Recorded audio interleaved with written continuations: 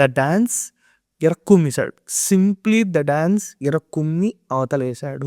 వింటున్నప్పుడు నాకు ఎట్లా అనిపించిందంటే అది జయ జయ రామ జగదభిరామ జానకి రామ జయ జయ రామ. పెద్ది నుంచి సెకండ్ సింగిల్ అయితే వచ్చేసింది. 7 o'clock రిలీజ్ చేస్తామని చెప్పి 10:30కి రిలీజ్ చేశారు. దానికంటే ముందు నా ఛానల్కి ఎవరైతే కొత్తగా వస్తున్నారో లైక్ చేసి షేర్ చేసి సబ్స్క్రైబ్ అయితే చేసుకోండి. పక్కన ఉన్న బెల్ సింబల్ కూడా నొక్కండి. వీడియోస్ పెడుతున్నా బట్ అది ఎక్కువ రీచ్ వెళ్ళట్లేదు. మంచిగా వేరే ఛానల్స్ కంపేర్ చేసుకుంటే బాగానే చెప్తున్నా అనిపిస్తుంది. క్వాలిటీగా అంటే తీసేది iPhone 16 Pro Max లో. సో ఈ వీడియో చూస్తున్న ప్రతి ఒక్కళ్ళు ఒక లైక్ చేసి ఒక కామెంట్ అయితే చేయండి. అలాగే సబ్స్క్రైబ్ కూడా చేసుకోండి. సో ఈ పాట ఎలా ఉంది అంటే నాకు నచ్చింది. స్టార్టింగ్ ఒక 3-4 టైమ్స్ విన్నప్పుడు అంత ఎక్కలేదు. బట్ వినగా ఇంట్లోకి చాలా బాగా ఎక్కేసింది. సాంగ్ లో గొప్పగా ఏదైనా మనం చెప్పుకోవాలి అనుకుంటే అది సాంగ్ లిరిక్స్. సాంగ్ లిరిక్స్ అనేది చాలా హిట్టింగ్ ఉంది. సో ఈ పాట ట్యూనింగ్ బాగుందా అంటే ట్యూనింగ్ అంత ఎక్కలేదు నాకు. ట్యూనింగ్ పరంగా నేను చాలా ఎక్స్పెక్ట్ చేశా బట్ నాకైతే ఎక్కలేదు.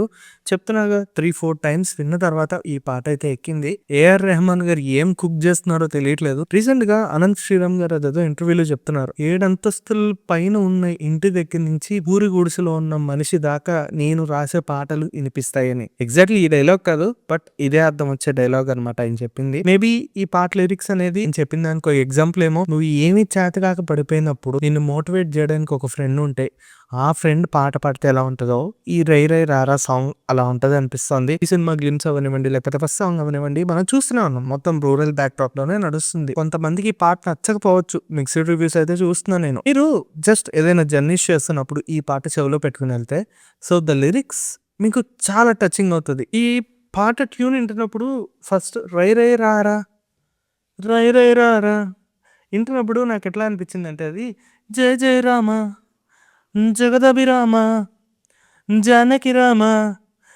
జై జయ రామ ఇందులో వచ్చింది అనిపించింది. పాటని దాన్ని ఇన్స్పైర్ చేసుకుని ట్యూన్ చేశారో మరి తెలీదు బట్ నాకైతే ఈ ఫీలింగ్ అయితే వచ్చింది. అండ్ మన ట్విట్టర్లో కూడా నేను చాలా వీడియోస్ చూసా. డ్యూ టు సమ్ కాపీరైట్స్ నేను ఇక్కడ పోస్ట్ చేయలేకపోతున్నా. And waiting for Peddi. So Peddi 30th April 2026 అయితే రిలీజ్ అవుతుంది.